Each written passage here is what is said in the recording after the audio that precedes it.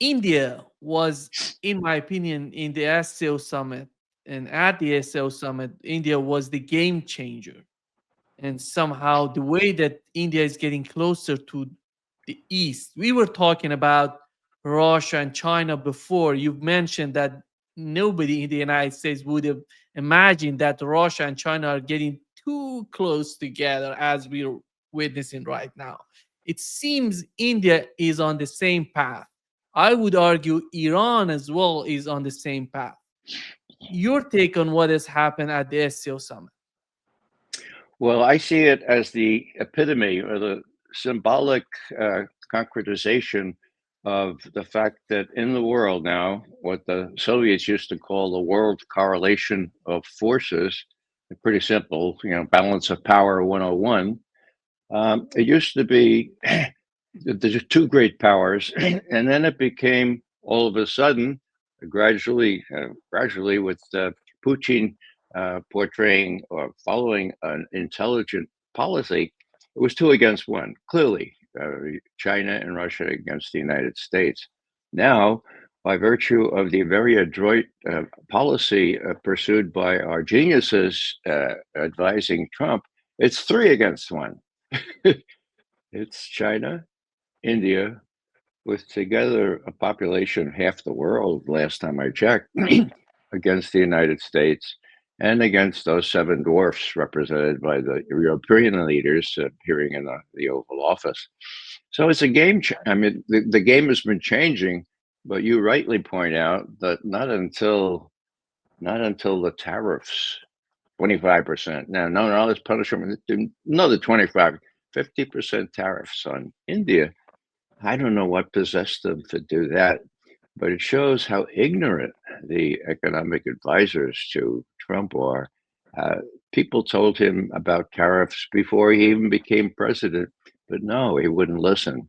Well, I don't abandon hope that he might listen now. I mean, how many lessons does he has to learn? And I'm not as pessimistic about the fact that he is uneducable and might, and with his twists and turns, realize that Putin has won in Ukraine and do the kind of deal that Putin wants. And that is so Putin doesn't have to take over all of Ukraine.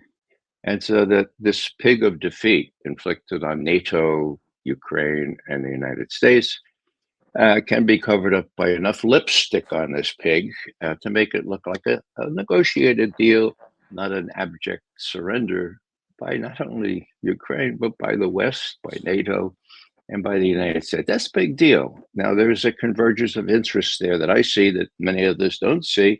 So I have more hope that once they get rid of that, then they can deal on other issues.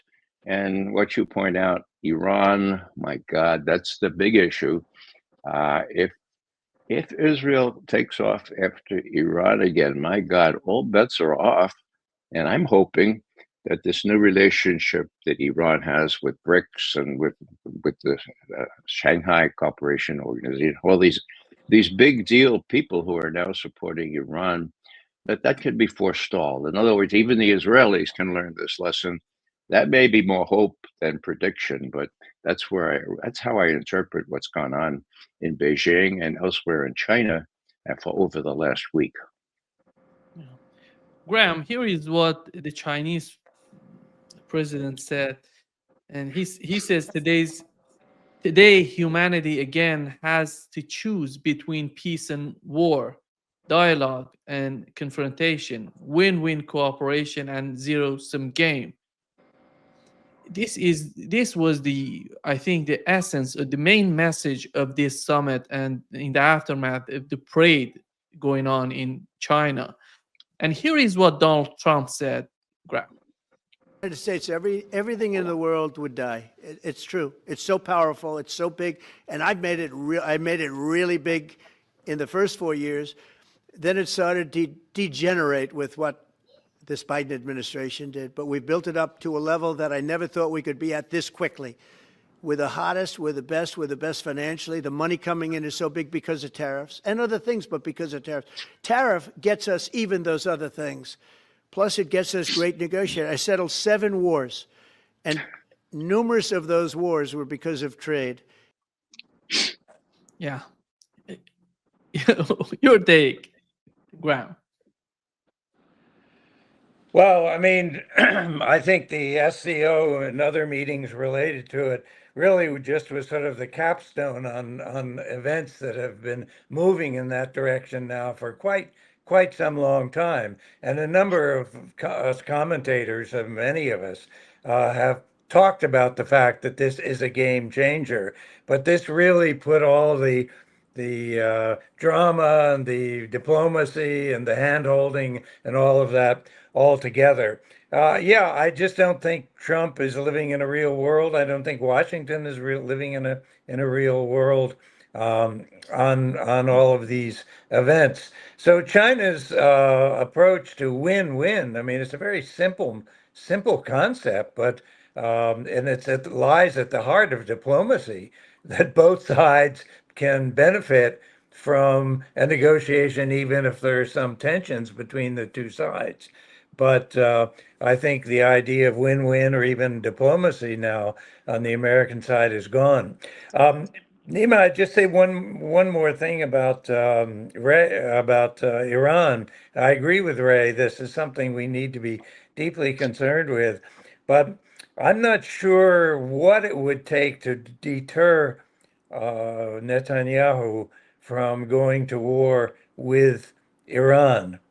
Yes, power from the BRICS, support, at least diplomatic support from the BRICS, maybe even some material support from the BRICS, but might deter them. But this is Israel's number one ambition.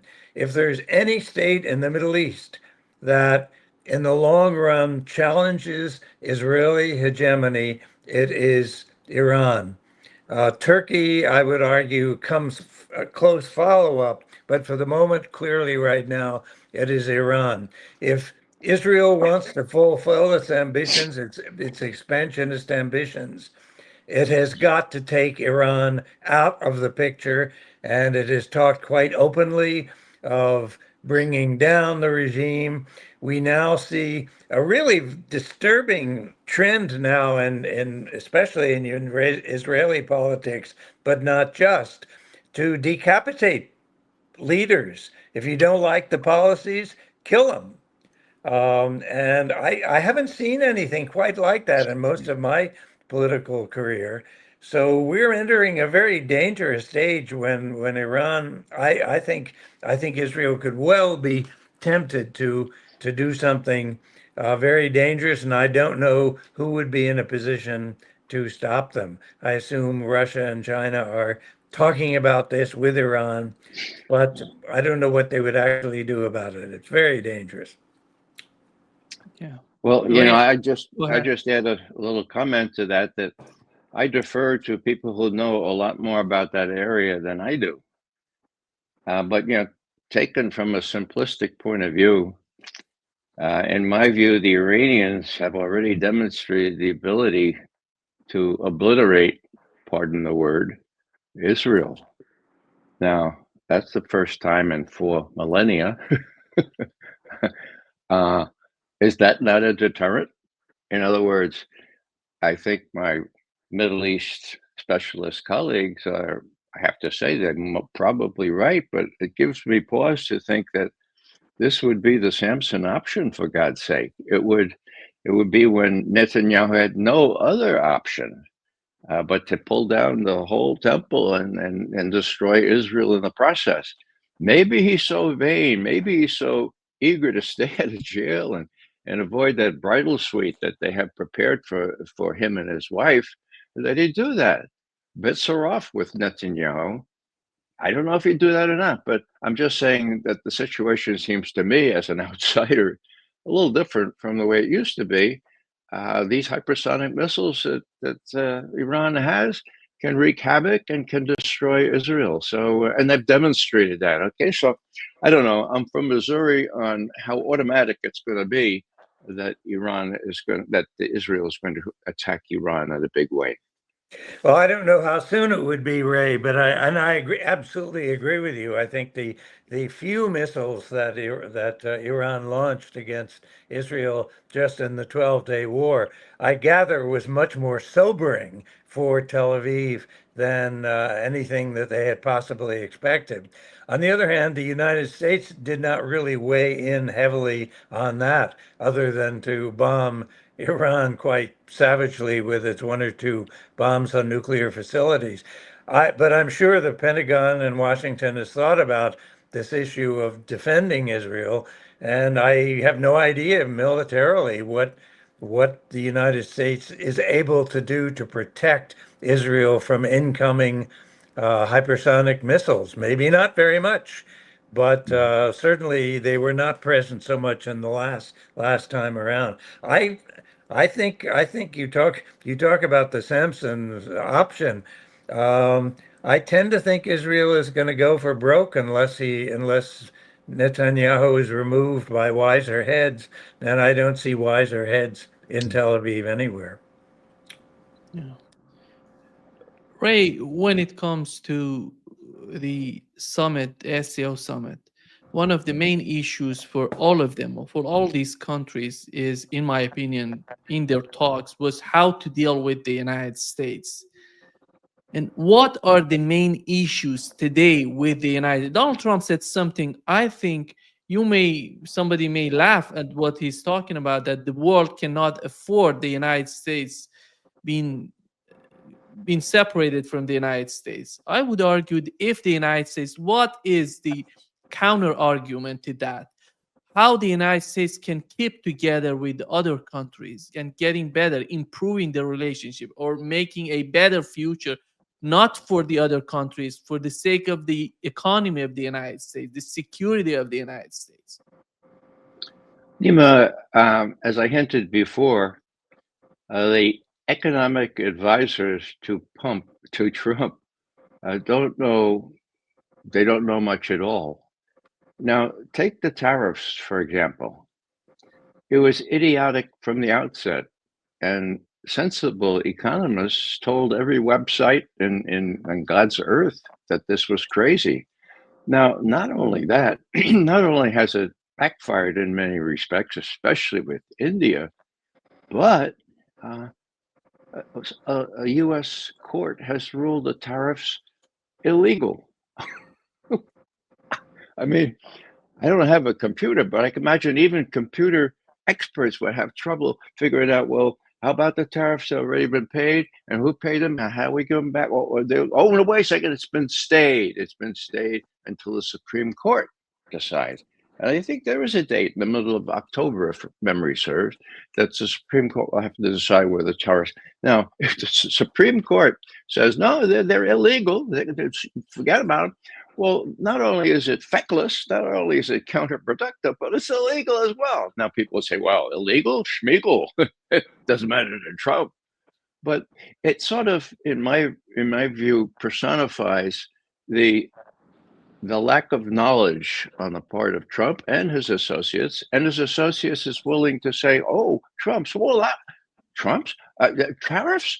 Excellent idea, Mr. President. Let's do it.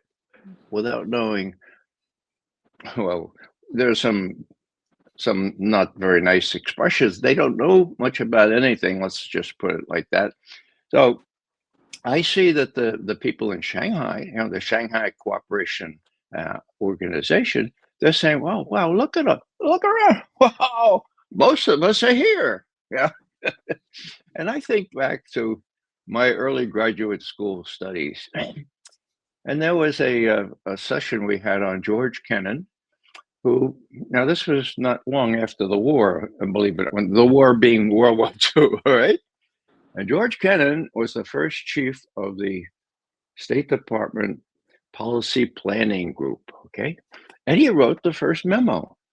And I've got it committed almost to memory, but let me see if I can remember it. Look, here's our policy. We represent only 6.3% of the world's population, but we have control over 50% of the world's resources. Hello.